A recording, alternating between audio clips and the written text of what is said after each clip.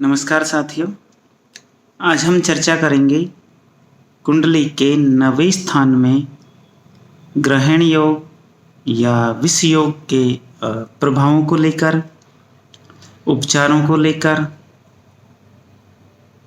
क्या सावधानी हम रख सकते हैं इस चीज़ को लेकर। तो पहले 9वां स्थान जान लें किस चीज़ से संबंधित होता है। कुंडली का 9वां स्थान बहुत ही इम्पोर्टेंट घरों में से एक है। धर्म, भाग्य, अगला जन्म, काल पुरुष के शरीर में जांघें इसके अधिकार क्षेत्र में आती हैं और वंश परंपरा का निर्वहन भी इसके अधिकार क्षेत्र में आता है। लक्ष्मी प्राप्ति से संबंधित योग भी 9वें स्थान के अधिकार क्षेत्र में आते हैं। यूं भी कुंडली के त्रिकोण स्थानों को लक्ष्मी की संज्ञा दी गई है और कुंडली के केंद्र स्थानों को विष्णु स्थान की संज्ञा दी गई है। तो लक्ष्मी स्थान में भी सर्वाधिक इम्पोर्टेंट जो कि 9वां भाग्य स्थान है। तो भाग्य में क्या लिखा, कितना धन प्राप्त हो सकता है, क्या स्थिति है, इसके लिए 9वां स्थान बहुत इम्पोर्टेंट है। यदि 9वें स्थान पर ग्रहण योग बन रहा हो, जो कि 9वां स्थान भाग्य का है और ग्रहण योग का प्रभावित करने वाला ग्रह राहु है, तो राहु बाधा देगा। तो भाग्योदय में बाधा ये सामने आई। ये कई तरीकों से हो सकती है। अच्छी मेहनत करें, रिजल्ट नहीं मिले, या कोई पर्टिकुलर ग्रह जो 9वें स्थान का स्वामी हो और उसके अनुसार भाग्योदय लिखा हो। जैसे चंद्र 9वें स्थान का स्वामी हो, 24 वर्ष 25 वर्ष में भाग्योदय हो, लेकिन उस वर्ष और भी ज़्यादा बाधाएं आए या भाग्योदय नहीं हो। क्योंकि राहु अवरोध का कारक है, तो राहु अवरोध देता है और विष योग एक झलक दिखलाता है और चीज़ दूर कर देता है। इसलिए आप देखिए, जब भी शनि का इम्पैक्ट होगा 9वें स्थान में तो देरी से भाग्योदय होगा। राहु का इम्पैक्ट होगा तो और भी देरी से, और सर्टेन भी नहीं, निश्चित भी नहीं। मतलब तो 9वें स्थान का लक्ष्मी प्राप्ति से क्या संबंध है, क्या उपचार कर सकते हैं, इसकी चर्चा से पहले एक बार मैं एक कथा, राम कथा जो पूज्य मुरारी बापू द्वारा की गई, मानस का बंध, मैंने सुना, थोड़ा सा सुना। उन्होंने बताया कि चत्वारो लक्ष्मा भ्रातरा, लक्ष्मी के 4 भाई हैं। धर्म, नृपति, अग्नि, तस्करा, ये लक्ष्मी के 4 भाई हैं। अब चूंकि 9वां स्थान धर्म से संबंधित है, ये लक्ष्मी का सबसे बड़ा भाई है। यदि कोई व्यक्ति धर्म पालन नहीं करता तो शेष 3 भाई नाराज हो जाते हैं। मसलन किसने धर्म पालन नहीं किया तो राजा की तरफ से कोई कष्ट हो सकता है, अग्नि की तरफ से कोई कष्ट हो सकता है, चोरों की तरफ से कोई कष्ट हो सकता है, और इन सब के परिणाम स्वरूप लक्ष्मी जा सकती है या सुख, समृद्धि, शांति जा सकती है। अब इनके लिए क्या उपचार करें? पहले उपचार की परंपरा खासा अलग हुआ करती थी। मुझे पता नहीं मैंने ये उदाहरण याद दिया है नहीं, लेकिन नहीं दिया भी है तो एक बार फिर रिपीट कर देता हूँ। राजा परीक्षित के समय में एक ऋषि जो जंगल में तप कर रहे थे, उनके गले में एक सर्प डाल दिया गया था। ऋषि ध्यानमग्न बैठे थे। रास्ता पूछा गया था, रास्ता उन्होंने बताया नहीं क्योंकि वो ध्यानमग्न थे, उन्हें पता भी नहीं चला। तो पास से एक मरा हुआ सांप उठा के ऋषि के गले में डाल दिया। ऋषि पुत्र जो कुछ समय पश्चात वहां पर आए, उन्होंने ये दृश्य देखा तो उन्होंने सच्चाई को जाने बिना राजा परीक्षित को श्राप दिया कि मेरे पिता के गले में सांप डाला गया है तो 7 दिनों बाद सर्प ही ऐसा कृत्य करने वाले राजा को डसेगा, या जिस राजा के राज्य में ऐसा कृत्य किया गया है उस राजा को डसेगा। क्योंकि सर्प डाला। अब देखिए ये कंसेप्ट है उपाय का, यहां मैं कुछ छिपा नहीं रहा। सर्प डाला राजा के गले में तो ऋषिपुत्र ने यही श्राप दिया कि राजा को सर्प डसेगा, तक्षक नाग के डसने से राजा की मृत्यु होगी।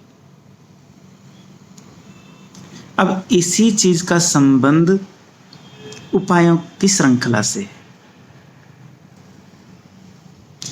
मसलन यदि हमने धर्म का उल्लंघन किया और 9वें स्थान में ग्रहण योग है तो मान के चलो धर्म का उल्लंघन किया है, वंश परंपरा के विपरीत कार्य किया है, या परिवार के सम्मान को कम करने का कार्य किया है, या अपनी प्रकृति के विपरीत कार्य किया है।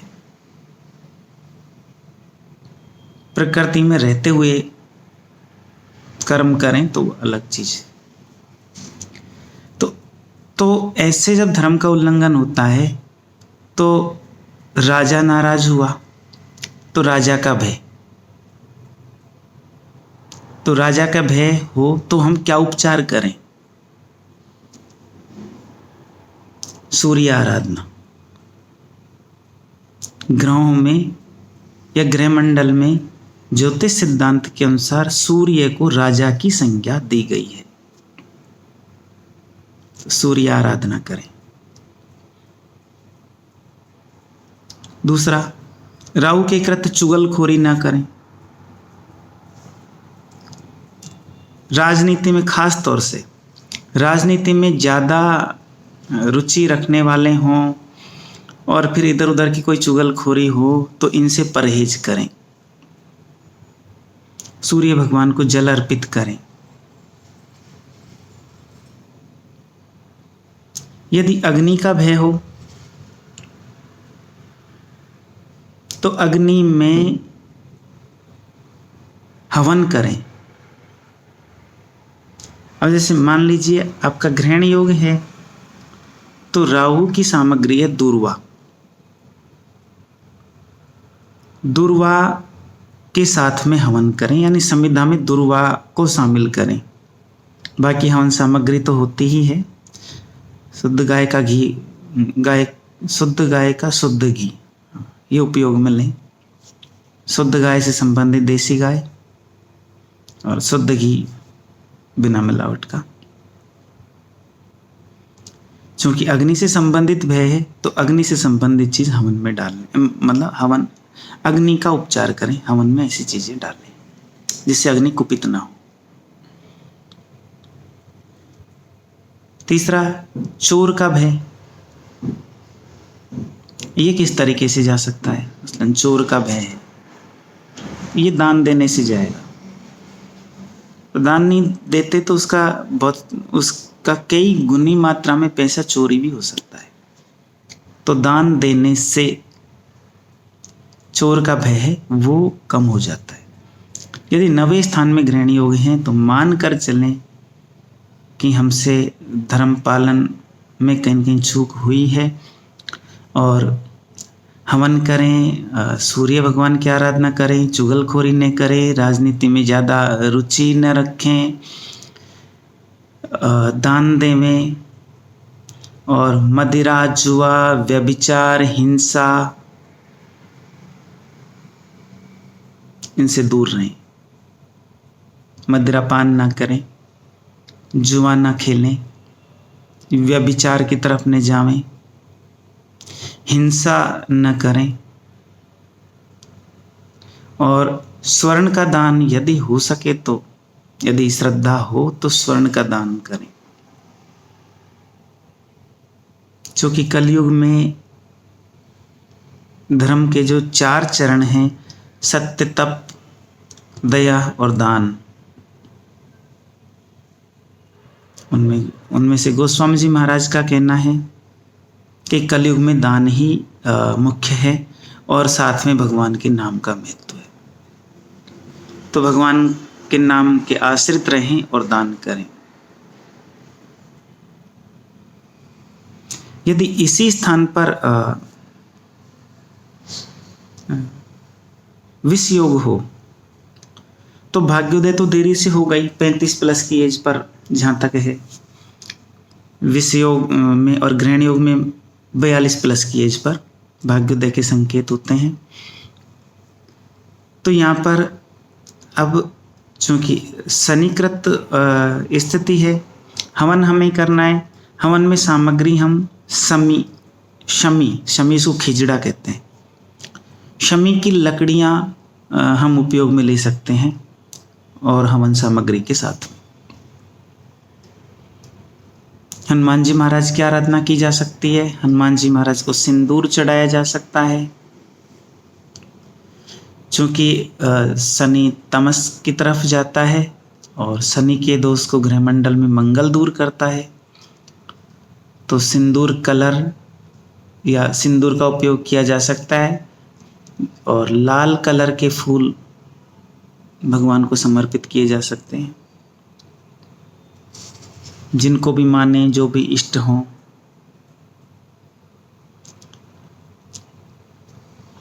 अब खास बात ये हो रहा है क्योंकि 9वां स्थान है, भाग्य में बाधा देता है, तो ये नेटिव स्थान से संबंधित है, ये ध्यान रहे। ये भाग्य में बाधा का संबंध जन्म स्थान से होता है। या जन्म हुआ, घर हुआ, तो घर से तो दूर भाग्योदय होता है। काम धंधे नौकरी के सिलसिले में बाहर जाना पड़ता है, तो मजदूरी के लिए बाहर पलायन हो जाता है, अहंकार को ठेस लगती है। अब चूंकि प्रारब्ध का इसमें बड़ा रोल होता है, तो ये प्रारब्ध का स्थान है। साथ ही ये संचित कर्म जिनका फल मिलना भी स्टार्ट नहीं हुआ और क्रियमाण कर्म जो इस जन्म में किए जा रहे हैं, उनके अनुसार आगे का पथ भी तय करता है, तो अगले जन्म का भी ये स्थान है। आनुवंशिक बीमारी की तरफ ये संकेत करता है, जो कि वंश परंपरा में जो हासिल होता है, आनुवंशिक बीमारी की तरफ ये स्थान संकेत करता है। या प्रारब्ध दोष के साथ किसी तरह की बीमारी हो, उसकी तरफ ये स्थान संकेत करता है। अब किस तरीके से सुधार हो सकता है? जांघों से संबंधित नसों में ब्लॉकेज वगैरह, साइटिका पेन वगैरह हो सकता है।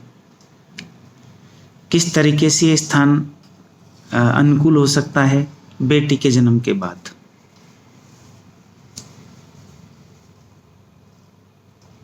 क्योंकि हमारे यहाँ बेटी, बहन, इनका संबंध कन्या के रूप में माता या माँ दुर्गा के साथ में माना गया है, और यदि आचरण बिगड़ता है तो दुर्गति होती है। तो या तो हम इस तरह के दोष से पीड़ित व्यक्ति नवरात्रि करे, श्रद्धापूर्वक करे, और घर में कन्या का जन्म हो तो भी माने कि ये जो दोष है वो कुछ हद तक कम हो जाता है। घर के बड़ों का आशीर्वाद लें, और साथ ही साला या साली, ससुराल से संबंधित कुछ लायबिलिटी भी इस तरह के केसेस में सामने आ सकती है, तो उनका भी ध्यान रखें।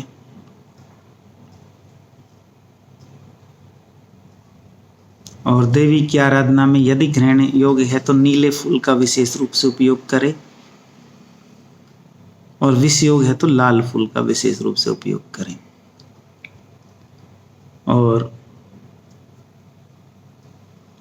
होलिका दहन जैसे कार्यक्रम में सम्मिलित रहें, ये भी बहुत इंपॉर्टेंट है। और होलिका दहन के समय इस तरह की चीजें, होलिका दहन जैसे कि गाय के गोबर से बने हुए लकड़ी वगैरह का प्रयोग करें, दूर्वांकुर का प्रयोग करें,